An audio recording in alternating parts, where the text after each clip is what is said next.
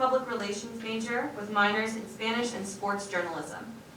On campus, TJ is involved in Comm Radio and Ad PR Club. Additionally, he is a member of Phi Kappa Theta fraternity and serves as the Vice President for Communications for the 2021 Penn State Interfraternity Council Executive Board. Welcome, TJ.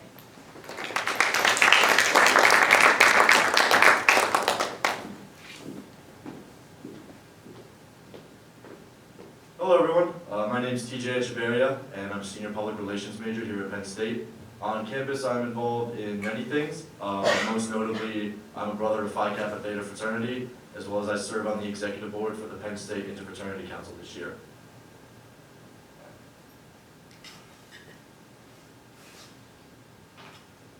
So what does being Greek mean to you? For a lot of people, they picture a non-stop flow of alcohol at a large packed party. And when asked about the members of these Greek organizations, a very common image is a group of young guys who want to do nothing else other than have a good time. But the reality is, being Greek offers so much more than just a good time. There are many philanthropic endeavors and professional development opportunities that come with membership. So why is it that we only think of the parties when asked about what being Greek means? The answer is stigmas. And it is important to recognize these stigmas and where they come from. One of the biggest sources of these stigmas is Hollywood. We all consume Hollywood's products, from movies to TV and other forms. And when it comes to the portrayal of Greek life, it is very much at times over the top and stereotypical. The two examples I brought with me are the movie Animal House and the movie The Neighbors. And in the Animal House, the fraternity members are presented as dull, with no dedication to their academics whatsoever.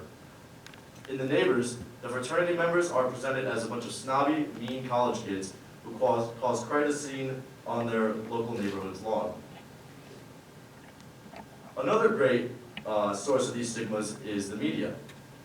When it comes to the media, they always tend to focus on the negative when reporting anything. At the end of the day, that's what gets them the most clicks and the most views.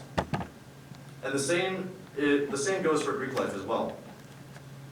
When they cover Greek life, they are much more likely to focus on the rare scandal or unfortunate event, rather than to focus on the philanthropy endeavors or volunteering opportunities that go on every week at college campuses across the nation. So now we've identified some of these stigmas and where they come from. But what exactly is the public missing out on when these stigmas get in the way? A great example is right here at State College. Thon is essential to the Penn State community. For decades, Penn State students gather every year to raise millions of dollars to fight cancer, fund research, and treatment for families. But many people do not know that the original name for Thon is the Interfraternity Council and Pan-Hellenic Council's Dance Marathon.